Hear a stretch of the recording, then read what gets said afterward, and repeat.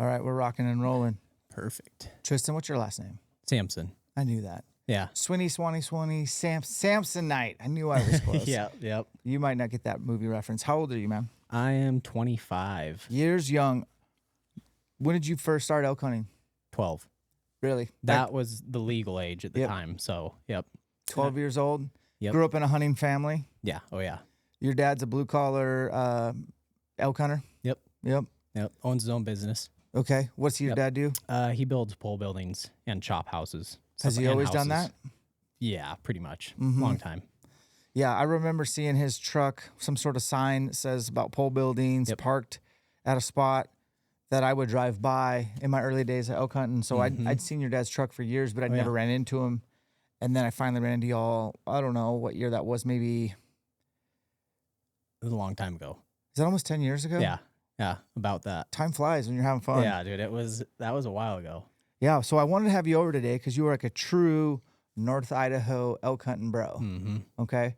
And people have tuned into this podcast potentially for 8 years and heard me talk about how hard it is to kill a bull elk in North Idaho, especially. Yeah. So you're going to help back that up today. Yeah, dude. It's especially to kill a big bull. Yeah. That's a whole nother level. Okay. So you probably didn't start out bow hunting, or did you? No, I did the first year. No kidding. Yeah. I didn't shoot one. Well, I did shoot one the first year with my bow, late archery season, a spike. Oh, like spotting and stalking through the snow? Yep. It was a perfect scenario, actually. We saw the herd where they went into the timber, and this was a spot that used to be good. It's all logged now, but we saw where they'd went in, and the snow was perfect to where it was quiet enough to walk in. Mm-hmm. It wasn't crunchy, but it wasn't powder. It was wet snow that was still quiet. Yeah. And we just went in there, and the spike was bedded at like 35 yards.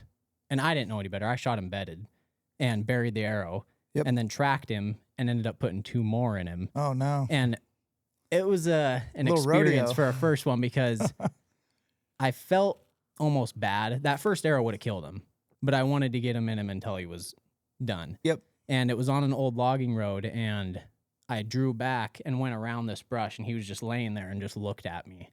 And I kind of felt bad, but I wanted to put more in him to get it. Yeah. Get him killed quick. And of course, jumped up, dove over the road. So we had to pack him up onto the road to get him out of there. But that was the first elk that I killed with a bow. That's impressive. Yeah, it was. How old were you? 12, I think. That does not that is so impressive. 12 or 13. I might have been 13, actually. Yeah. So, yeah. Regardless. But yeah, that was my first. And then with a bow, I rifle hunt too, but bow hunting is definitely, that's what I favor. Okay. So yeah. What is it about bow hunting? Is it the bugling? Yes. Yeah. Getting close, which bugling, even now I've learned, I don't really call much now because just the elk, they're hard to get in on with that, those bigger bulls where we hunt. So the bugling, though, that's been a big part of it. And just something about having a bow in your hand just feels better. Mm-hmm. I don't know. I like rifle hunting too. Like, I'm not against that at all, but bow hunting is definitely more of a thrill, I feel like. You probably put more time into the bow hunting side of things. Oh, yeah. That's my rifle gets shot before I go out and rifle hunt. My bow, I'll shoot. We'll go to TAC events and all that stuff and do that. So I just enjoy it. It's more fun. Yeah. It's a lot more fun. Okay. So. Well, you've kind of cut your teeth in North Idaho, and you said something interesting already. You were like, this spot used to be good, but then it got logged. And that is definitely something to consider when you look just in your short 12, 13 years of elk hunting, is how much the landscape has changed. And I'm totally pro logging. Mm-hmm. Oh, me too. Like, thank you for building the roads. Thank you for opening up more feed for the animals. It's great. It's a good, healthy forest. I'd rather it be logged than burnt down in a wildfire. That's exactly. If you don't log, then when a fire rolls through, and a fire is going to roll through eventually. Oh, for sure. Have you had any rough years where wildfires were just making it tough to hunt? 1 year, I mean, it hasn't made it impossible to hunt, but just the smoke, which sometimes that might be in your favor. I don't know. For scent, I don't know if that makes a huge difference or not, but it hasn't really, not yet. There haven't been any fires that have been in the area we're hunting that have caused us not to be able to. So, dude, there was 1 year, and I don't know which year it was, but it's going to be around the year I met you or so, maybe a year after. Let's say 2016, 17, 18. I can't remember. Yeah. But the smoke in this whole area was so bad that they were like telling people to not go outdoors. Yep. Do you remember that year? I do remember that. And that was like you can still go out, but they were talking about completely shutting down the woods. Yep. Like no one, foot traffic, nothing. They didn't want anyone. They didn't end up doing it, but that was like a conversation that was being had. Yeah. And I telling you, man, like those elk did not know if it was dusk or dawn. Oh, yeah. Yep. But it was like I was getting elk to bugle at any time of the day, and it wasn't close to peak rut at all. And looking back, I'm like, I wonder if just the lack of daylight, because the wall of smoke, and it was horrible to hunt in, man. Like you felt like you were smoking cigarettes all day. But I remember my dad was wearing like a mask and hunting at the same time, just because he has really bad lungs, and he used to smoke cigarettes a long time ago and stuff. So, anyways, that was one thing I mentioned to my dad was like, man, wildfires are still kind of a threat a little bit in that country. Yeah. Just because anything could get torched at any time. And there's some places I would like to get torched. Oh, yeah. Yeah. I mean, yeah, it's definitely not. Yeah, no kidding. The brush is something else. But yeah, and then you do get in some areas, there's no logging. Right. So it's still like that. But there's a lot of logging up there, like for sure. Yeah. So, and the loggers are cool. They're hardest working dudes ever. Yeah. Have you ever got a job logging? I've worked for a logging company, but I was running equipment, like a rock crushing machine, but I never actually was logging. Okay. So, but I've been around it. I've known plenty of people that's their job. Shout out to the hooker choker dudes in the bottom of these canyons, dude. Find a lot of sheds too. Oh, yeah. Yeah, they do. Yep. Okay. So you kind of matured quickly into the bow hunting game. Have you had consistent archery success since you were 12 or 13? So for the first 4 years, I think I shot an elk every year. And then I started wanting to shoot a nice bull. So then I started passing on elk. So I've shot 7 elk, I think 4 with a bow and 3 with a rifle. And now you're at a stage where you're not going to just shoot any rag bull. No, I want to shoot. I would probably if it came down to I haven't shot one for a while, but just to me, like when a spike walks in, I don't even think about, like I don't want to shoot that. Like that's this season. I had multiple opportunities at smaller bulls, but I was after 2 bigger bulls. Okay. So I was just going to hold off. And that just to me, I would like to be someone that can consistently shoot a mature bull. Like that's what I'm trying to get to now. So, and this last 2-3 years has been when I've really been like going hard at elk hunting for archery. Because this was the first September I took the whole month off. How did you do that? People are going to want to know and lean into how does somebody age 24, 25 decide to take a whole month off? Like what position were you in to do? So I'm more fortunate because I work with my dad. So I work for building pole buildings and stuff, and I do my own stuff that's online. So I months before told my clients that I had at the time, I was like, hey, September, I'm going to be gone. So just letting you guys know, because their sessions don't get used unless we use them. So personal training sessions? Yes, personal training. So you're a personal trainer? Yep. Okay. And then I do the pole buildings with my dad, and I let him know, like, before summer, I was like, hey. And he's all about hunting, so he was cool with it, too. And I was like, I'm taking September off. So, and then I'm married. I've been married for almost 3 years now. Okay. Yeah, so in May, it'll be 3 years. But that was probably because we had just gotten a dog, and he was being a pain in the butt. We had just gotten him, and he wasn't adjusting very easy, chewing up crates and that kind of stuff. And we were moving too to a new place, and this was in September. Oh, you're putting a lot on your wife's shoulder, bro. Yes, and it was where we were 2.5 years into being married, and that was just a lot for her to try to do by herself. So I came back a few days and would help move and that kind of stuff. But I just made sure to let everyone know way in advance, like, hey, this is happening. Because I knew with like the stuff that I wanted to do with business-wise, with clothing and social media and stuff, that might be the only September I get to take off for a while. So I just wanted to do it and get one in at least. But that's going to be the goal every year, is to try to take that off. Okay. But we'll see.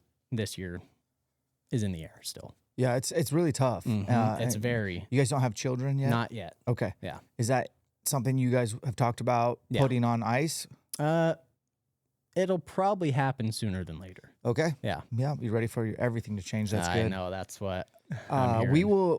We would be lying to you if I said even this guy who's been hunting every day of September since 2001, Yeah, it's crazy. doesn't have hardship at home. Yeah. Like, you can't stand here and be like, oh, it's part of my career. It's what I do. I've always done it, and expect no burden on your family. Yeah. We talk about it a lot on this pod because it's real. I think it's relatable. What steps are you doing right now to ensure that you can have a guilt-free hunting escapade in September? That's just, I mean, dates I think are important because right now we don't have kids yet. So that'll be a whole different conversation when we do have kids, and it's going to be a different thing. But I think dates are important, making sure that you just make that stuff a priority. My faith alone, I'm really trying to work on growing that stronger. And my wife was someone, when we got married, her faith was way higher than mine at that point. So working, I think if you can center that in your marriage, a lot of stuff will figure itself out if you can focus on that and really build that up with each other. If that's the center of your marriage, I think that's the most important thing. And that's what I'm trying to build more myself. Sure. So, and then just being intentional with stuff. Like this summer, I do a lot of trail cams and scouting and that type of stuff. But even bringing my wife with me, the first time she went elk hunting with me, she called the bull that I shot with my bow. I handed her a hoochie mama and she hid behind a bush, and that was her first experience. Shut up. Yeah. And I shot a 5-point with my bow at like 20 yards. Easiest bull I've packed out too. Right on top of the ridge, just packed it right out. So now she thinks it's easy. Yeah, that's always, dude. And then, then the next time she jinxed me because she went down with my dad and I, both screaming, and she was like, we got her new boots and they're hurting her feet. And she was like, I'm going to hike back up to the pickup. We went down, called that bull, and I missed him with my bow. And I was like, if you would have went with me, I would have got that bull. Yeah. Yeah. But yeah, it's every time she goes, it seems like something. At least she understands kind of what you're doing. Oh, yeah, she does. And she's very supportive of it. She's amazing. Like, I'm very, very fortunate to have the wife that I do. And as young as I am too, got married pretty young. So yeah. How old were you when you got married? 22. Okay. Yeah. How did you meet this young lady? Facebook. No way. It's funny because I grew up in St. Mary's. St. Mary's, Idaho. Yep. And she grew up there too, but she was homeschooled. And I never knew her, which everyone in St. Mary, you know. Oh, okay. Well, you know everyone there because you all go to the same school and everything. Yeah. I never knew her. I had sent her a friend request on Facebook years before, and she never accepted it. Oh, okay. So then I saw her on Facebook, and my sister actually brought her up to me because she was in a small group with her at church. And I saw that I had sent her a friend request, and I'm like, dang, she's never accepted this. So I canceled it and resent it. Nice. And then she accepted it. Okay. And I sent her a Facebook message, and yeah, then we ended up meeting up after that. And I think we dated for 9 months before I proposed. Oh, wow. Yeah. So it was, you knew. Yeah. Yeah. It was quick. I like it. Yeah. Well. That's cool. Crazy. She was in the same town as you. It's not a big town. I know. It is. That's actually really crazy because even the people that were homeschooled, we knew. Like, you knew who they were. They did sports or they did something. Yeah. And I knew of like her siblings. Does she live in town or remote? It was like 10 minutes or 15 minutes out of town. Okay. But yeah. How about you? Did you grow up in town? No, I was 15 minutes out of town. We always lived on like 20 acres. Nice. Yeah. So, your dad's still married? Yep. Okay. Do you go home still and see it? Every weekend. Love it. That's just mainly, that's where I go to hunt, shed hunt, all that stuff's over there. Oh, so that's okay. where I go. Okay. And then we just stay there for the weekend. But Right I'm on. there this time of year, like spring and then fall, every weekend. Normally I'm there. So you rely a lot on scouting for your success. Yeah. Trail cameras do a lot for me for hunting. Well, let's talk about trail camology then, because you're in big timbered country where probably, sure, you could glass a clear cut if they come out in it, but how much actual daylight hours do those elk spend in openings? Probably not a lot. So Yeah. talk me through your trail cam game. So I think this year this is the most. This, like I said, the past couple years is when I've got like very obsessed with elk hunting. Because before it was always I was going like with my dad or with my brothers. This year I was by myself a lot. So and it's very hard to find someone that like wants to go as hard as you do, I guess. Like, cause me, I'll get obsessed with something and that's all I'll focus on. And it's hard to find people that want to do that with you.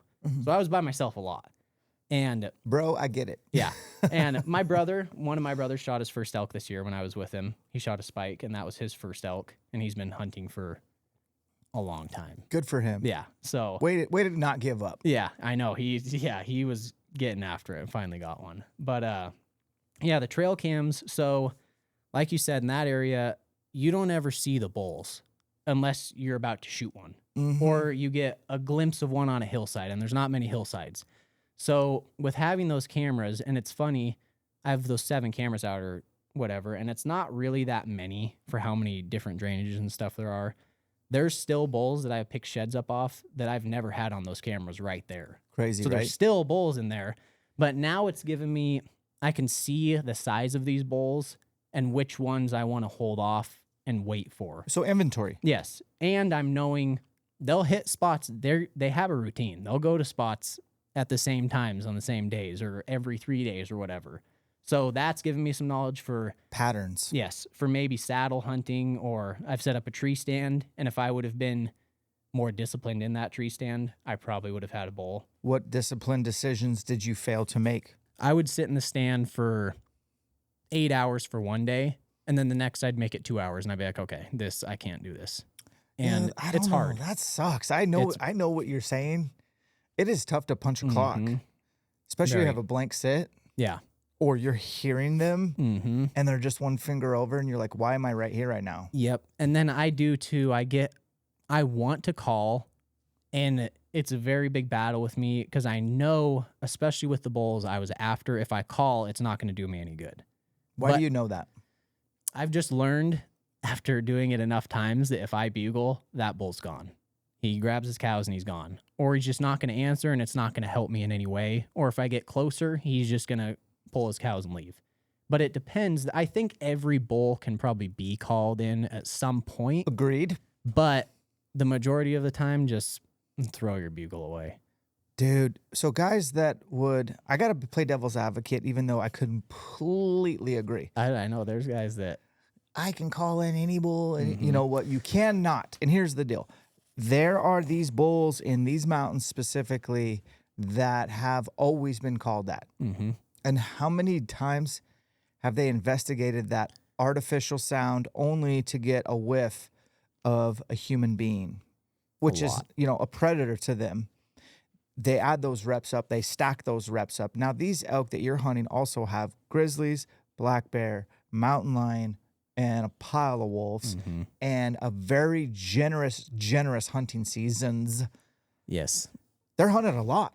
Yeah. If they're getting old and mature, it's not because they come to your 3-note Terminator bugle tube from Primos that you did one time and then you're going to just leave their 8 cows and come in like a fool. Mm-hmm.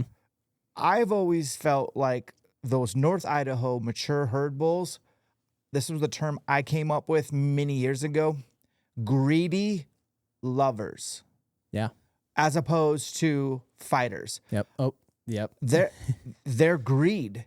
They don't want to fight at all. They don't need to fight. There's so much abundance and cover that if they can get their cows, and I've seen them leave their cows. Yep. I've seen that. I've literally times. bugled my way into a herd, and next thing I know, I'm surrounded by cows. And the bull's on and a the bull ridge. bugling, and he's on another ridge, and I'm like, "Are you serious? Mm-hmm. You just left all these ladies for me?" And the cows didn't know what the heck was going on. Yep. Yeah, that's funny actually because I've ran into with the calling. So there's a bull that I've been hunting. A lot of people I've found out know about this bull. And just from pictures, I know this bull's around 13 years old. Mm-hmm. So incredible. And if someone can call that bull in, I would be very, very amazed because I think a bull like that, I know guys say that any bull can be called in at some point, but with a bull like that, I just don't even know. You have to be the right day and the right hour, exactly, the right minute, the right second. Exactly. And the odds of you even being in the woods at that time are pretty slim. And that's, you were talking about the fighting. These bulls that I found sheds off of, and I know guys that have found sheds off of, they never have a broken point. They are in perfect shape. It's like they don't fight. I've heard bulls fighting in this area once, and it was this year, and it lasted like 10 seconds. And it's a very different. I've been in another state helping film for elk hunting, but I've never hunted another state because I've always known about such nice bulls that I don't have a reason to leave, and just the time and money and stuff that it comes with that. And I've always normally worked a different jobs that I couldn't do that anyways. So I've just stayed in my area because I know of nice enough bulls that there's no reason to leave. So I'm following. Yeah, I think so we're looking at North Idaho. We'll just say I haven't been back since I think 19 was my last year. Mm-hmm. So from 01 to 19, we'll call it 18 years. In 18 years, and we're talking, these are not like, oh, I got 10 days to elk hunt. This is like pretty much opener to close in the woods. And even having a cabin that I could go shower anytime I wanted to. I had it made. Yeah. I never, ever saw a fight to the death. No. Never. No. Now, I've picked up a 4th, 5th, and 6th that broke off on a main beam. Stuff like that. Yep. Okay, yeah, they'll lock up, but I think these brush bulls do more intimidating and displaying than actual fight to the death. Like you'd see in more open country. Yeah, and I've even noticed those bulls, they'll scream back at you, and they'll let you get within 50 yards, but then they'll leave. They won't come in that extra, and I don't know. I've just learned to be quiet and try to figure out where they're bedding, wait till they leave, and just sit there, and they'll come back. That's, I think, the way to do it, or a saddle or something might be a good opportunity. But just calling for me, and I'm not the best bugler in the world, like I'm just not. I think a cow call is what I'll keep with me from now on, and I don't even know if I'll carry a bugle tube. Just because for the bulls that I want to kill, that's what I figured out works. And this season was a rough season. Like I was out, I think for a total in September, 24 days. 24 days of grinding? Yeah, and I got a shot at one bull, and it was on the 28th of September. And it just was a heartbreaker. Yeah. So that was, and it wasn't even the target bull. It was one of the 2 target bulls, and everything lined up perfect. And I just, one miscalculation, and it didn't turn out. Wow. So that's brutal. It was, and just with all the stuff, with my wife having to move everything, or not move it, I came and helped, but just all the stress of getting into a new place. We had to leave our place because we had a dog, and we couldn't stay there anymore. And all the fees they charged to move out early and all that, it was just a lot of stress. Yeah. And I was like, I need to kill a bull. So I got the shot off on that one. We gave him the night, and I called my wife, and I was like, I got one. Like, he's a nice bull. 90% sure he's like laying down there. And then 5 days of looking, and it was As he showed back up on camera? Yeah. So this bull, this was one, the end of August, like the 29th or opening day of archery season. I got down to a spot, started calling a little bit, and he bugled in this spot. Got over there. He was screaming back and forth at me. I was like, okay, it's on. He's going to come in. And you're saying that you're screaming at him too? Oh, yeah. Okay. We were back and forth exchanging. Got it. Because he gave me, I thought it was one of those situations where he was like, he was acting fired up. It was a pecking order day. Yeah, yeah. That's a good day to kill and be vocal. So, okay. Yeah, so he was, I've been in this area, but I hadn't been in that spot in a long time. And it wasn't this tore up the last time I was in there. So there's a big brush field and then open timber. So I was in the brush 60 yards from where he was screaming. And I'm sitting there moving the brush a little bit, and we're screaming back and forth for 5 minutes, and he just won't budge. So I start walking, I go 5 steps, and he bolts. And I get over there, and it's just completely, you can see 200 yards in this open timber, and he's just been living in there. So I just left him alone, hunted the rest of the month, and he stayed in that spot the entire season. And I knew which bull it was. I had heard the bugle. Sometimes you think that, and it ends up being a different bull, but I had a good idea of what bull this was. So my dad and I, we went in on a weekend. Same thing happened. He was up in that spot, screaming at him. He was screaming back and forth. We got within 50 yards. Yes. And he just grabbed his cows and moved away. Screamed at us the whole time, then went down the ridge. It was the next weekend we heard him over there. We were like, all right, we're not playing this game again. So we went, got close. He'd answer every cow call. And then we heard him bugling, and it started getting further away down the draw. And we were like, did we just like push him, or is he going to get water? So there's only one spot to get water in that draw. So we went up to where he was bedded and just sat there. And sure enough, here he comes bugling his head off all the way back up to his bed. And I got it on video and everything. He comes in like 30 yards above me, and it's steep in here. So I got to keep that in mind. And he's slightly quartering to me. And I've got a little piece, like some branches covering his shoulder. And I try to sneak it, what I think was close enough to his shoulder. I shoot and I run a Luminoc now, because now we can finally do that. And I just see it bury right behind his shoulder. And it's laying on the ground. I can see the Luminoc laying there. Oh, yes. And I'm like, oh, I'm shaking, because this is like a 320, maybe 336 point. Oh, dude. And he stops. That's upper end, guys. Like, that's for up there. There's always exceptions, but like you can't get that every year. No, for North Idaho, that's a nice bull. Yeah. Like, that's a big bull. And he's really pretty even 6 point.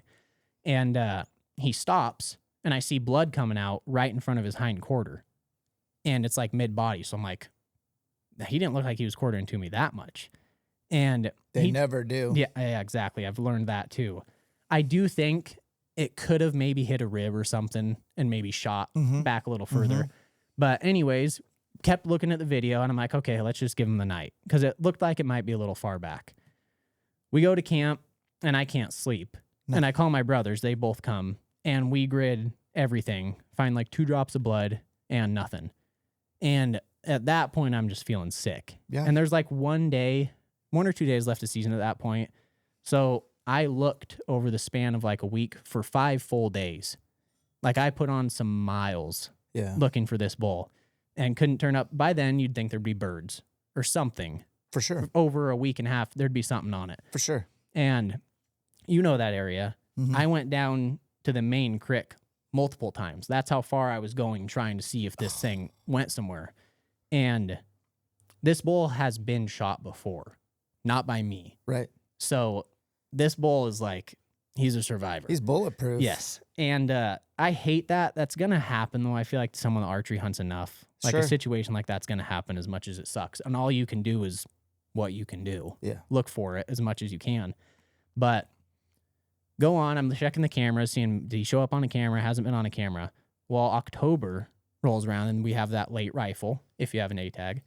And those last few days of October, I'm sitting in the spot where I watch a hillside. And it's like... Did you leave all your cameras out still? Yeah. Oh, yeah. How often are you, like, checking them? It depends. Normally, I'll check them once a month. Just during season, it'll be when I come by them in that area. You're not going to go out of your way. Yeah, and I set them... Did you go out of your way to check any of them after the shot? Yeah. And he wasn't on any of them? He wasn't on any of them. Gotcha. So, and from me and showing people this video, we're like, that bull's dead. Like, he's got to be dead. It caught liver, it got something. And a month later, I'm sitting in this tree. What broadheads you use? They are the wasp. They're called wasp mortems. Okay. They're a really good broadhead. I've shot a couple elk with them, and they've done really well. And so that's when I was shooting. End of October. There's this tree. I'll climb up the limbs and sit on the limbs of a tree, like 40 feet up, to watch this hillside. It's the only way you can see it. So how'd you think of that? That's awesome. It's so this big bull, I knew where he bedded, and I was working down to this spot during rifle season, and the whole herd busted. And it wasn't from me, because my wind, I don't know, something, it could have been me, and I just didn't know, because the wind swirls there a lot. Anyways, the whole herd busted and crossed the canyon. And then there's this open hillside, and I'm like, man, how can I, like, see that? I can't see it from down here. So I threw my rifle on my back and just, like, bear hugged this tree and started crawling up it. And I could see the elk on the hillside. So I cut some limbs out of this tree, and that's where I'll go sit. That's awesome. There's, like, a limb. It's like a bull pine. Yeah. And I can sit on one limb, and I have a rest for my rifle. That's filthy. And I've shot 1 5-point out of that tree. No kidding. Yeah, I've shot 40 feet off the ground. Yeah, I think it was 44 feet. I've ranged it. That's the only reason I know. That's insane. Yeah, so... And I don't want to put a tree stand in it, because then people will know. No. But anyways, I'm sitting watching this hillside, and it's like a 300-400 yard shot. Mm-hmm. And by this point, end of October, I'm just toast. Like, I'm over it. I'm just hoping to see the bull I shot with my bow, or the big one. And I wasn't seeing anything. I was sitting in that tree for like a couple hours. And I've done multiple like 8-hour sits on these limbs, and it's not very comfortable. No. So I get out of the tree. Dude, you're hardcore. I like you. Yeah, that was... FYI. I know. When I told my dad and them about me doing that, they were like, dude. But that's the only way you can see it. Yeah. So I get up, get to the main trail up there, and I look down there, and I can see antlers on a bull. standing in the hillside, I was just watching. I'm like, no way. So I pull out my binos, put my phone on there, and it's the bull I shot with my bow. 2 drainages over, perfectly fine. Huh. And I ran down the trail. I got on the 4-wheeler, got out of there, and I climbed up a different tree that I've never been in. And I was like, maybe I'll be able to see down there and I can get a shot at him. Because I couldn't go back down to where I was. Yeah. There was like 40 minutes left of daylight. Not enough time. So I get up in this tree, and sure enough, I don't see him again. But I was looking at the videos. Sure enough, 100% it's him. Yeah. And I'm just... Were you relieved? Dumbfounded. I felt way better. Yeah. Because he wasn't dead. And if he made it that long, he's probably fine. Yeah. So I did feel good, but at the same time, I was confused on how that bull was alive. Yeah. But they're just so tough. They are. For it to go through that length of the body like that and not get anything, it's insane to me. Guys, blackovis.com carries just about everything under the sun. I personally shop there for a lot of my backcountry needs, including freeze-dried meals. If you ever make an order, you'll realize how fast their shipping is and their customer service is on point. If you make a mistake on your order, the wrong size, they'll easily get you a return label and get you squared away. Also, if you're looking for custom arrows, I mean, you want to do real bougie builds or something basic, they got you. They can cut your arrows to whatever length, add whatever components, and put whatever arrow vein configuration you want. If you use the discount code DIALED25 at checkout on Arrow ID, it'll get you the lightning service, and those arrows will be at your doorstep. So if you're going to do some shopping, please check out blackovis.com. Throw in the discount code ELKSHAPE. It'll save you 10%. Born Primitive Outdoor is the clothing we wear, not only in the gym, but more importantly, out in the field. My favorite pant is their most affordable. It's the Terrain. My second favorite is the Frontier Light. It's a very quiet, performance-based material that has 4-way stretch, articulated knees, and performs well. So it has ventilation. I also wear the Ridgeline base layers, their mid layers, the Quiver, as well as their Puffy, the Tundra Light, and Heavy. They also have Windstopper jackets, and their rain gear is the only rain gear that I know that has 4-way stretch. It's all performance-driven. It's not camouflage. It is, in my opinion, the best. Use our discount code ELKSHAPE to save some loot and to support us. Check out bornprimitiveoutdoor.com. What's up, guys? So, Black Rifle Coffee Company, we've partnered with them because Dan loves coffee, just black. Literally and figuratively, that's my favorite flavor from Black Rifle. Their energy drinks now have 0 sugar. These are really good. Throw in your cooler, especially on those long drives to elk camp when you got to go across 3 or 4 states. Discount code ELKSHAPE20 will save you some loot. Check out their subscription where the coffee is sent to your doorstep, plus some perks. You can get some swag. That discount code will work store-wide. Black Rifle Coffee Company is veteran-owned, and the founder, Evan, is a buddy of mine who is also a fellow bow hunting addict, specifically for elk. We love Black Rifle Coffee Company today. So your summers are spent sprucing up, putting cams out. Yep. Glassing out of maybe tall, 44-foot tall pines, or sitting in clear cuts and glassing. Yeah. First light, last light. Yep. You're putting a lot of time in. Yeah. Well, yeah, it's definitely shed season, especially. I think that helps a lot. Okay. For knowing, because normally bulls will shed, especially in this area. They don't really go that far from where they're at during hunting season to shed. Nice. They're normally around the general same area. Okay. So if you can see them there, they're normally going to be in the same generic area. Okay. But yeah, summer cameras is a big thing. And I just like being out in the woods as much as I can. Amen. So that's the big thing. But cameras have helped a lot. And I'm 50-50 on cameras because it's nice knowing what's out there. Sure. But then you do know.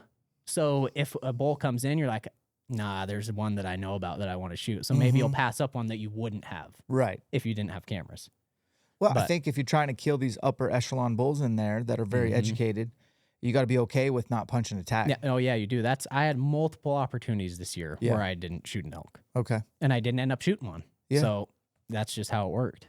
That's how it works, man. And the amount of scouting you're doing is incredible because you're burning fuel to get there, and then you're hiking in, and you're probably, man, you're so vested in this information that you're gathering, this data points, and you're learning all the elk trails, which will come in handy for when an elk is bugling and you're trying to not call, which means you're trying to sneak. Yeah. And if you're not on an elk trail in those mountains specifically, yeah, you're toast. you're not going to be able to sneak in, to the point where a mutual friend of ours used to get mad at me because I would cut out certain trails with loppers all summer long. Oh, we've cut out a lot of trails now. And I'm not going to say his name, but he knows who he is. He's probably the best elk hunter I know in North Idaho. And he was just like, dude, you're like, literally, people are like, don't clear out the trail from here back. Yeah. Leave it shitty. And I understood his point. But I started listening to him. But then after that point, though, I would literally, most of my summers was checking cameras, putting cameras. But I spent a lot of my time lopping out sneak trails. Yep. And there's still probably evidence of my old sneak trails in there somewhere. And the only reason I was doing it was so I could, because I didn't call either. Yep. I wanted to be able to sneak in and not swim through brush field. Like, so there's certain brush fields where like you literally are swimming. Yeah. And your bow's just getting wrecked. Oh, dude, it's a hole this big that you have to squeeze all your stuff. Yeah. I literally, dude, you're dragging your bow behind you. Yeah. And your sight, there's just limbs getting pulled through your sight, your pins. Do you shoot your bow every night back at camp? No. Okay. And I should. So that's one thing I learned from hunting North Idaho, is we had a rule. We would shoot one arrow, one broadhead at 20 yards every night through the headlights of the truck. That's smart. Unless we were spike camp hunting, which we did a lot of that too. But if we weren't spike, we would have to, and I can't tell you how many times the brush knocked something off. Yeah. Oh, yeah. That makes sense. And I was very impressed with this. If it's like most of the time I try to avoid that brush because I just know I've been through it. I know ways around it. Yeah. But there's elk in it a lot. Like that's where I like to be. But I know where there's elk that's not in that stuff. So I try to avoid it. And I've been impressed with the sight and the stuff that I've ran, how well. Like I can get to the end of season and shoot and it's still What do you got? dead on. So right now I have the dialed ELKSHAPE. Oh, wow. So it was dialed's first sight. And there were some things that they're super cool guys too. Oh, that's for sure. what I liked about it. They're super nice dudes. There were a couple things I wasn't a huge fan of on it, but the way it held up sold me on that. And now they have their new one, which I'll probably graduate I to. was always worried about the ELKSHAPE's durability. Oh, dude, for me, That's really good to hear. Yeah, because I was ripping that thing through some brush. That's cool. Because you get to a point, you're trying to be careful with it, but then you're just like, you're fighting that brush and you just get sick of it and you're just like, all right. So one thing Riley and I got to go do is we got to go get, I think, 2 tree stands out of that area that you're hunting. And the reason why is because we're no longer tree stand hunting. Yeah. I'm not saying we're not hunting from an elevated position. Exactly. But I just don't think it makes sense to punch a clock at one specific tree. And so I was introducing my 68-year-old dad to saddle hunting. I have a complete extra set that I gave him. And I told him he has no business rumping up and down those hills, keeping up with Tristan Sampson. Like, Dad, it's rough. You have one day, and then you'll be back at camp for 3 days, licking your wounds. Yeah. So why don't you just old man ambush hunt? I think I got him convinced, man, to do that. And I'm actually personally taking saddles with me now. And I'm not even hunting where you're hunting. I'm hunting more open country. But I just like the idea of punching a clock in certain pinch points, specifically saddles and wallows. Yeah. I could see how that would work. I even can just think of some spots right now where that would be very beneficial. Do you have a system yet? No, I don't. I want you to check out Latitude Outdoors. Yeah, I've looked at it. Okay. I'm not super familiar with, I know a lot of like Eastern, like whitetail hunting and stuff. That's a big thing. But yeah, I'm not super familiar with them. I have one tree stand. Well, it's 2 tree stands in one tree in case 2 people want to sit there, but that's all I've ever set up. Okay. And that's on a water hole. But yeah. That you made. Yeah. Just I wanted to bring that up because I think that's so cool. Yeah, it's just a little spring that comes out, and we just dammed it up a little bit so they have water pooled right there, and they wallow. They're in that thing all the time. Yeah. But just that little pool of water, they love that. I really like hunting over water in the evenings. I do think a majority of the elk do get water when they get up from their beds. First thing in the morning for them. Yep. It's evening for us. That's a good pinch point to maybe saddle up, and then you can just pick whatever tree based on the thermals that day or the prevailing wind that day or where they're bedded based on what I just said, so that you could pick the right tree Yep. You know, bring a little saw with you, and Yeah. I think that could be. I think you could, dude. I think you got to try it. I think something that would work very well is I know where some of those bulls bed, Mm-hmm. and if they're not in there, to go get in there and then set something like that up. Oh, I like that. Because where they bed, that wind just does this. It just swirls. They know where to bed. Mm-hmm. But I think maybe if you get yourself elevated, then that would help. But if you could get these bulls bed in the same spots all the time. I can think of 2 seasons where my dad and I split up, where I didn't hunt with him anymore. So this is fairly recent. I'm sure you ran into him because my dad will talk to anyone. Oh yeah, we've seen. Yeah. He's the opposite of me. I don't want to talk to anyone. Mm-hmm. I'm just like a little hermit on the mountain. Yeah.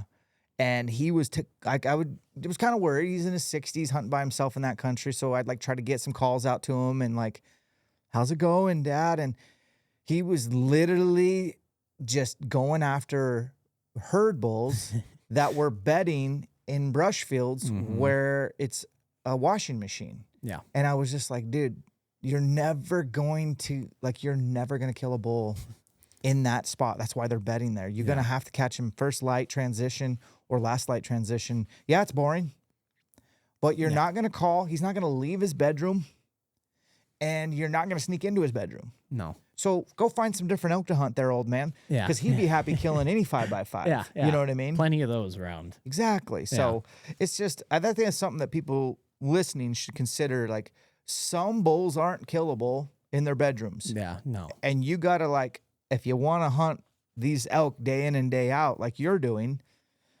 you got to put boundaries on yourself. Yeah. I don't know if it's unique to the area, but the bulls have been in that spot for years. Like, they'll be in the same spots for years on end. Yeah. Like I was saying, that bull that's 13 has been there forever. Yeah. That I know of. Yeah. And goes to these same spots, and no one has killed him. Yeah. Because he knows where to go and that you can't get in there without bumping him. No, that's, I think I told you this last time you were over, but briefly, the biggest bull I've ever killed in North Idaho, I don't have the rack. Yeah. It's kind of a weird story, but I'll cliff note it on how I got him killed. Went to the top of the mountain where everybody does, and then parked my dirt bike about where everybody does. Yeah. And then the elk are bugling at the head end. And for years, I would just dive in after him right there, take the closest finger and wind at my back and just try to dive in. And no matter what I would do, I couldn't keep up with them. Like, by the time I'd get down, they'd already be a quarter mile further away. And it was just like, eventually I learned kind of that there was 2 or 3 pinch points that they were going to go through. And so I would have to like put almost like cover my ears, don't listen to any of the bugles, and walk past elk quite a ways, like probably 2 miles on this ridge system. Oh, yeah. Walk way past them, hook a right, drop down this very particular finger, and there's just like a general area that the elk were going to come through within 50 yards of here. And I remember I think it was 2017. I did exactly, it was early too. It was like probably 13th, 14th of September. Oh, yeah. They're ripping at the head end. They're ripping. And the bull sounds familiar, honestly. I think he's the same bull I'd been hunting a couple years in a row. So I actually walked by 2 guys that were hunting up there, and they were kind of up high. And I think they were thinking about doing the old drop down a finger. And it's like, and one of the guys actually even yelled at me. I had headphones in. Yeah. I had headphones in. I was listening to music. Yeah. Just to like, Walk I knew out. I need to walk 2 miles as fast as I can. And I didn't have, couldn't hear exactly what he was saying, but I pulled one earbud out. I think he was saying something like, hey, we're hunting here. And I was like, oh, cool. Yeah, go ahead. I'm not. Go. And I think he meant like, no, like turn around and leave. And I just took it as like, oh, we're going down here. I was like, yeah, great. Good luck.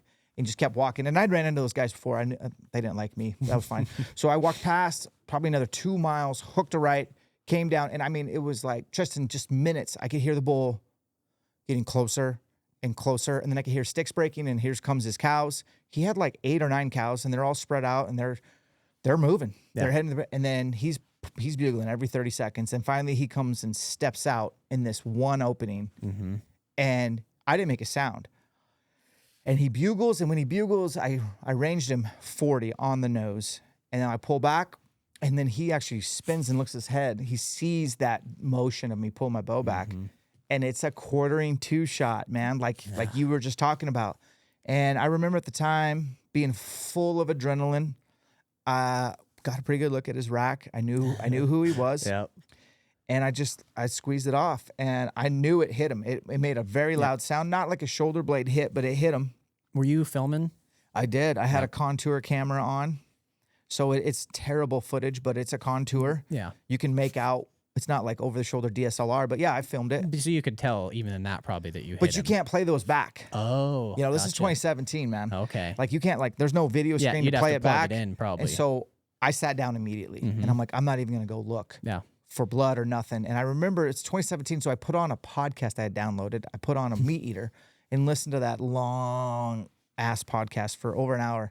And then I was like, okay, I'm gonna go look. And sure enough, right where he was standing, I could see where he dug and spun, and there was lung blood right there immediately. And I was like, kind of got like probably how you felt, like, oh man, I think 90% sure I just killed the best bull of my life. And I'll fast forward to like, he kind of dipped down into a little drainage, and then good blood, about 100 yards, and then boom, too many elk tracks. I couldn't, there was no more real brush for him to bleed on. And so now I'm hands and knee in it looking, and I cannot. So I spend an hour or two just like literally CSI trying to find his next track, could not find it. And then I look and I hear something, and I look and I see an elk, and I'm like, oh, I think that's him. So I like knock an arrow, get ready, and out pops a spike. And I'm like, no, that's not him. That's not him. So the spike finally veers off. Now we're like 3 hours since I shot him, maybe 4. And I just decided I wasn't ready to grid yet. Yeah. But there was a real obvious game trail that kind of went uphill out of the little mini drainage. And there's no water in here. And so I was like, well, maybe he took this trail. And I go up, and it tops out after about 150 yards on this nice spined out finger. And I'm like, okay, maybe he came here. And I look down and I see a drop of blood. And I'm like, all right, I'm back on him. Back on it. And it's lung blood. And I'm like, okay. So I knock another arrow, and I'm just kind of looking. And then I hear an elk jump out of its bed and crash. And I'm like, no. I walk over, I see the bed, I see the blood, and I'm like, I'm backing out. Yep. For the next 5 days, I gridded that son of a bitch. Yep. And I have the tracks to prove it because I saved it. And this is not on X days. This was like, I had a Garmin. Oh, yeah. And I had, like, I just kept tracking on it, and I just gridded the hole as much as I could. Well, I didn't find him. And I didn't think much of it. Obviously, I was depressed, but you got to move on. Yeah. I ended up getting an elk a week later. Probably helped a little bit. It to this day, it was like painful. And then I remember my buddy Schurmeister, he's a logger up there. He stopped by the cabin and was asking me if I'd been into the town sporting goods store and seen the bull they pulled out of the area that I always hunt. And I was like, no, I hadn't. And he's like, yeah, they even found the arrow. And I was like, oh, that's cool. And he left. And then I started like, I literally still hadn't dawned on me. And I'm like, wait, they found the arrow. So I picked up the phone and called that sports shop. It's like, hey, was the arrow this Full Metal Jacket, red and gray, which they don't really make, and red and white veins? And was it a shuttle T-lock broadhead? And they're like, yep. I'm like, oh, that's my bull. And they're like, yeah, right. You know, I was like, okay. And then I kind of found out who found it. Yep. And so I got a hold of that dude, and I was like, dude, you found my bull. And he kind of didn't believe me. And I kind of told him all the details, all the stats and everything. And I had all this data. And I think I emailed it all to him just because I was like, oh, once this guy sees this, and he's going to be like, oh, it's your bull. Like, would you want someone else's bull? No. And he told me how he found it was he was found it the next fall. And a bull was bugling down there, and he was just hunting, and he like stepped on one of the tines, and it was like just by chance and cover. And it was like, holy shit, this is a giant bull. Well, anyways, the bull is 348, I guess. Yeah. And to this day, that guy didn't want to give it back or whatever. So I think it's hanging in that sporting goods store, and I want it. Yeah. And I just wanted to officially say, I want it, man. Cause like, yeah. And when I talked to him, I think somebody in town told him that I like wounded, like shot him for like 70 yards or something. And I remember telling him, like, do you know anywhere in here where you can shoot for 70 yards? Yeah. Like, I thought 40 was probably the furthest shot I've ever taken there.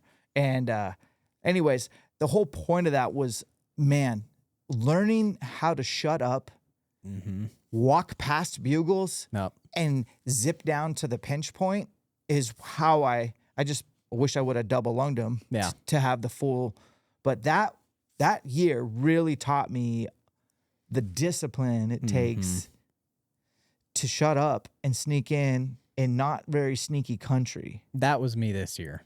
That was like my year this year, and it took that happening to know and to learn that. So, yeah, it's hard though. It's hard to walk past or not just go after a bull that's screaming like that. And you think when a bull's bugling that much, you think you'll be able to call him in. Yeah. But it probably depends on the area and how much pressure they have and a lot of factors. I just don't think it does. No, Not up there. Well, I just don't think you're calling in a herd bull anymore. And this year, it was crazy. I was up there the whole month almost until the last week of September, and I heard different things from other people. Okay, but this is your observation. I could count on one hand probably the amount of bugles I'd heard. Really? From different bulls. From that bull in the beginning of the season, he bugled quite a bit. But the whole September was just garbage. It was quiet until you didn't that hear last midday week. bugles, nothing? No, it was terrible. And to get a bull going, I would have to bugle a dozen times finally to get an answer out of one. And it'd be some measly little bugle. half-hearted bedded bugle? Yep. And then that last week, there was a few days where they were going.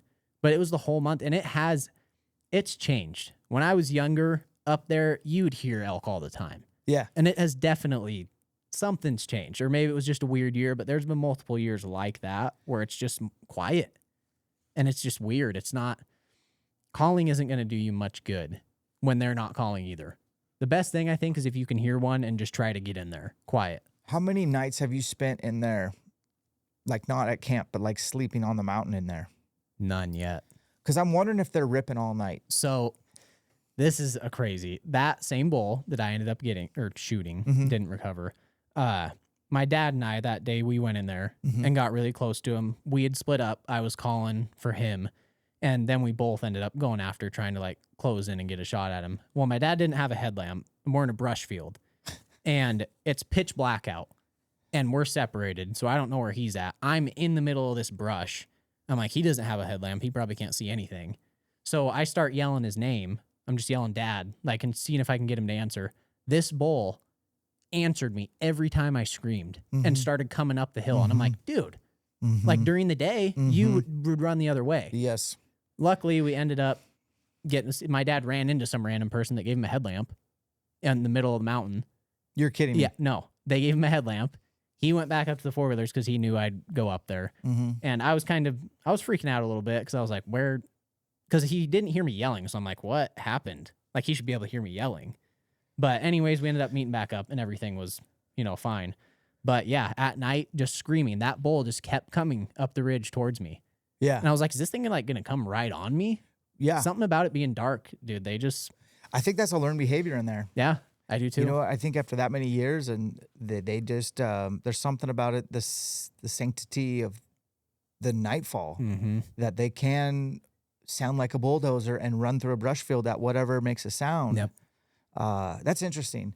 So I guess your goal for 2025, navigating career, which is helping your dad's business, helping your own business. You also have a clothing company we'll talk about. Yeah. You're fairly newly married. Yes. Yeah. You're still trying to establish your roots, your career, and balance your obsession with hunting. Yeah, so that's something this year. So shed hunting, I like shed hunting almost just as much. I do like it just as much as hunting. Okay. Picking up a fresh, I get so excited. Yeah. Like to me, it's one of the coolest things in the world. So that Agreed. This year, I'm going to be spending a lot of time. I already have a backcountry trip planned with a buddy. Oh, We're sweet. going out for like 4 or 5 days. Nice. I bought a track machine this year just to look for sheds. That's cool. That was expensive. Those are not cheap. So and we they're got hard that. on your four-wheeler. Oh man, have you drove one? We had tracks on my dad's 850, The arm workout you get. and we blew his motor out eventually. But we used to find a lot. You used to ask me, "Hey, would you?" Without that machine, would not be getting. No, you're sheds. snowshoeing miles. Yeah, but and you get an arm workout steering a four-wheeler with tracks on it. You ever thought about just getting a POS snowmobile? Well, then you have to have snow though for most of them. True. And then most of these roads, half of it you're in dirt. True. And then you're on snow that's 3 or 4 feet deep. And I've done the whole fighting a normal four-wheeler. You can get in the morning because it's hard, and then when you come out, you're sinking. It sucks, dude. Yeah. But it is. If you don't have a track machine, that's like where my buddy and I are going. You're not getting up there. There's no way. And people will beat you in there and they'll clean it up before you can get in there. So shed hunting and then filming that on YouTube, that's going to be. Hell yeah. I really like making What's the name content. of your channel? It's just Tristan Sampson. Tristan Samp, I think, is the name of it. But Sweet. I started out, when I started doing social media, it was all fitness. So that was, in high school, I wouldn't play sports just to hunt. Because I didn't play football or anything. I stopped playing that when I got into high school because I was trapping and hunting. Like, that's all I wanted to do. Hell yeah. And, but yeah, then I got out of high school and I got obsessed with lifting. So I almost stopped hunting just because I was going to the gym like twice a day, like an hour each time, just because I loved being in the gym. And then my social media, I was actually in college for like 2 months. And I was watching these guys on YouTube that were doing fitness. And I'm like, they're making money doing this. So I literally, that same day, I dropped all my classes in college and I stopped going to college. And then I moved back over here because that was at U of I. Okay. And I actually moved in and slept on the floor with my buddy in his bedroom at their apartment, worked at a construction place. And then that's all I started doing was posting fitness stuff on Instagram. Okay. Then I got into the personal training and that stuff. But then I wasn't hunting as much. And I was really, it was missing. Like I was still hunting, but it wasn't like, I'm very obsessed with hunting and being outside. So mixing those two now is kind of where I'm at, trying to figure out how to put that content together.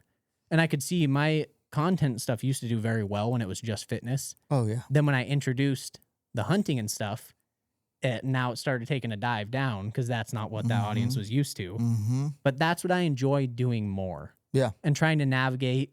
It's hard around here with like hunting, what you can and can't show on camera as far as places. Sure. Because people, if someone sees that place, especially with sheds, that's where they're going to try to find out how to get there. Or they're going to find out what your truck looks like. Exactly. Or a four-wheeler or anything. Sure. Yeah. No, that makes sense.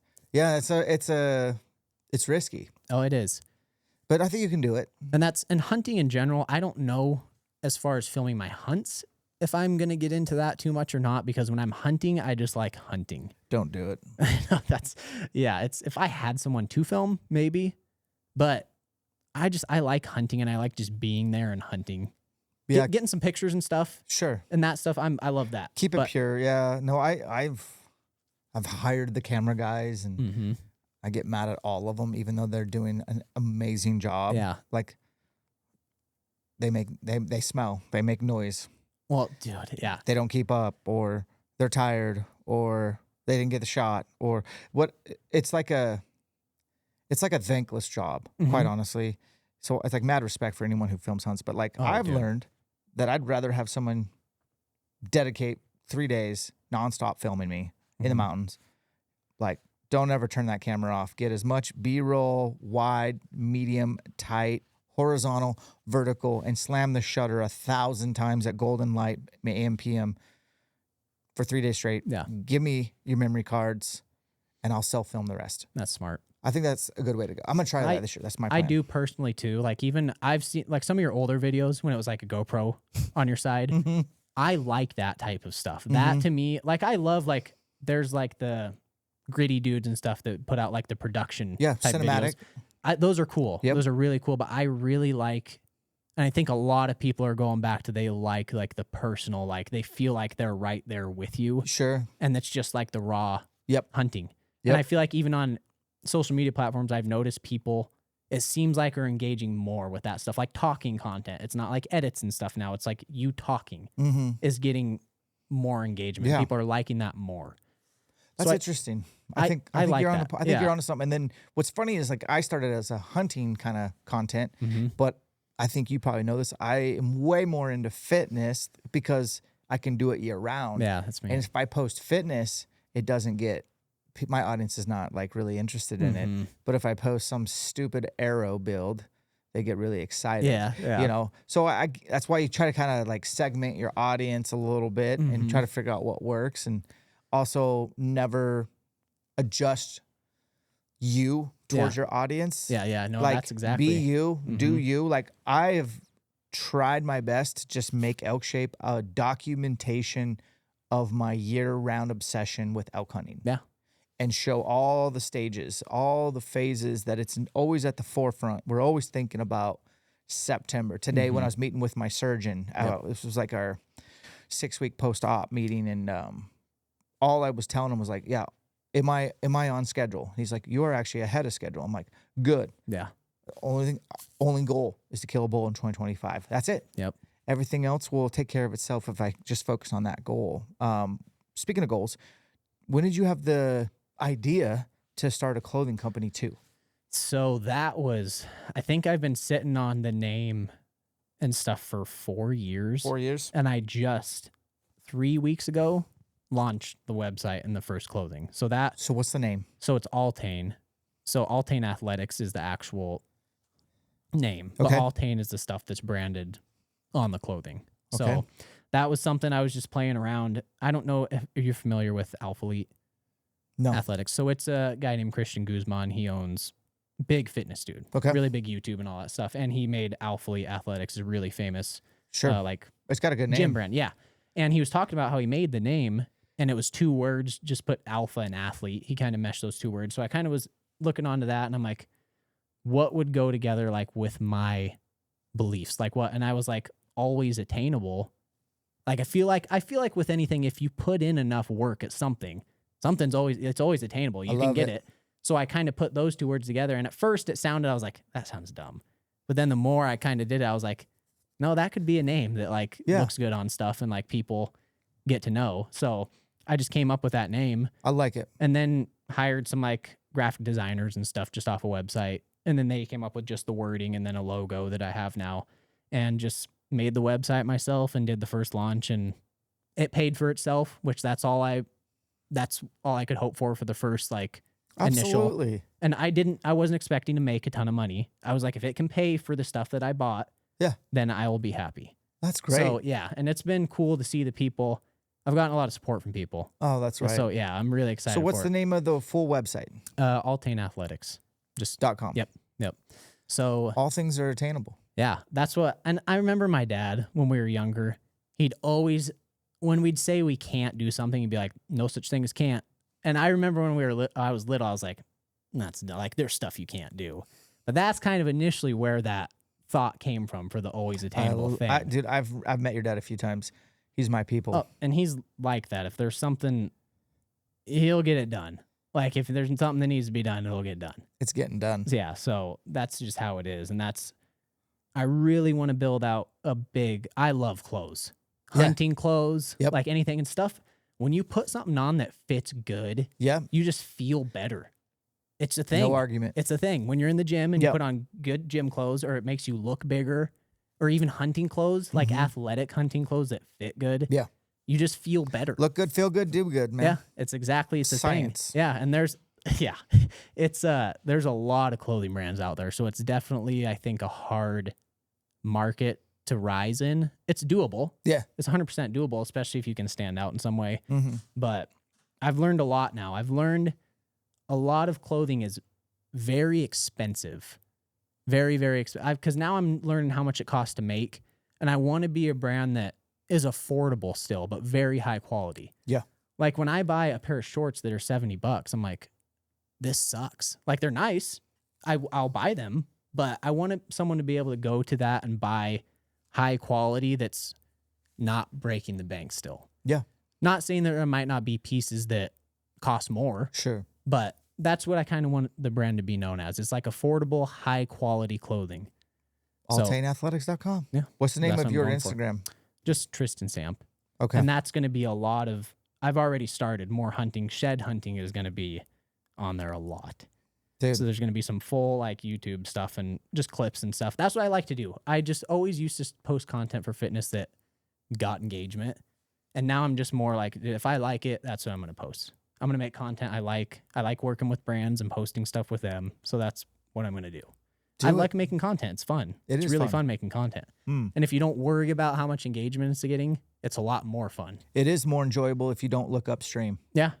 The end. And it is cool when you get a lot of views or something. Like it's a dopamine hit. Like it feels cool to get like a lot of views and stuff on. So it makes you feel like it like paid off kind of. Yeah. Making that content. Yeah.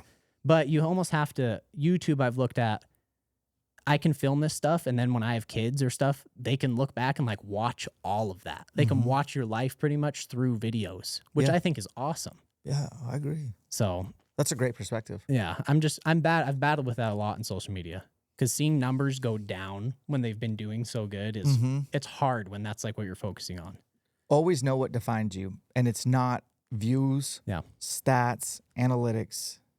You know what I mean? It's your passion, your unwavering passion for obtaining anything, working hard towards a big goal, killing a big brush bull. Yeah. That's almost unkillable. Yeah. Staying true to your faith. That's big. You know, you mentioned really trying to grow there this year and having those hard conversations with your wife and iron sharpening iron, praying together with your wife regularly. Huge. And then just growing and believing in yourself and being unashamed. Yeah. These are all, dude, you're killing it. You're doing great. Yeah. I do want to say that's one thing I really want to bring into the content is my faith. That's something I feel like a lot of people don't. It's such a taboo subject when it shouldn't be. Like you hear in things when people bring that up, everyone gets like they back off. That shouldn't be a thing. Yeah. Like God, Jesus, if you're a Christian, that should be talked about more. And it's a thing, like, it's very common. That's like a thing when people start talking about it, they like, you can tell people kind of like get in a shell and they like want to move past it really quick. And it shouldn't be like that. We need more of that, if anything. Whatever you believe in. If someone has a different religion or something they believe in, I think believing in something is better than nothing because then you have something you're following. But yeah, just it's hard because when you put your faith, and if you're a Christian, if you say you're a Christian, you're going to get, it's just like you within the hunting industry, I'm sure. Now you're on like a pedestal for the hunting. Anything you do wrong, people are going to come after it. When you say you're a Christian, if you do anything, especially on social media, people are coming after you. So it's a hard thing. If you say that on social media, that's what you are, that's your morals, then you really have to watch what you do. Certainly. And be true to it. So yeah, and you're not going to be perfect. No, that's the thing too that I don't think people understand. When someone says they're a Christian, they're not. No one in the world is going to be perfect. No one is Jesus. Like that's not how it works. You're going to make mistakes. There's going to be a lot of stuff that you mess up on. I think it's made people kind of scared to share that on social media because they know they're not going to be perfect and people are really going to come after them for that. And I've even been like that. I'm like, man, do I want to share it that much? Because I know I mess up with stuff a lot. Yeah. And people are really going to like dig in on that and come after it. But it's not worth it. That's part of my life. And that's like the main thing that needs to be the priority in my life. So I need to share it or I need to put it within my content or something. No, I think you nailed it. It's just, not hard. Not everyone's going to share your faith. Yeah. And I think it'd be ridiculous to think that everyone is going to agree or disagree with anyone. But what we can agree is that you are alive, and so am I. Yeah. And that's not always going to be the case. No. I think if you believe in something, you just need to share it. You will die someday. And in our opinion, you will be judged someday. Yes. And also in our opinion, there's a way to not be judged, to have redemption. Yes. And maybe you don't believe that, and that's okay. Yeah. But we can all agree on the first two. You're alive, and you're not going to always be alive. Exactly. So I hope you have something guiding you. And I think for me to listen to a young man who's 25 and entrepreneurial, driven, hungry, passionate, you just keep that going, man, and good things will happen. You know, and there's going to be some lowlights, but there'll be some highlights. And I think you have an awesome family. Yeah, they are. Good support system. I do hope I get to meet your wife. Oh, yeah. That would be cool. She's awesome. Yeah. She's amazing. I mean, you asked her to marry you in 9 months. Yeah. No, yeah. That's impressive. I asked my wife to marry me in 6. Oh, wow. Yeah. You were even quicker with it. Dude, you know when you know. I know. Well, that's me. We weren't dating to just date. If I was dating someone, I was planning to get married. I just didn't want to date around. Like I wasn't going to waste my time with something. Yeah. So, that's cool. And then she's fully support the hunting and everything. Let me take a month off September. Yeah. Like, yeah. Well, good luck shed hunting. It's about that time, guys. Yeah. At the time of this pod, Tristan's probably in the hills right now chasing that brown gold. Yeah. Check out in the show notes. We'll put a link to his Instagram and his website. Just a rad North Idaho hardworking guy that Does have personal training. He can do online training as well. Give him a follow. Separation is in the preparation. Thanks for coming over, Tristan. Yep. Appreciate it, man. We'll catch you on the next one.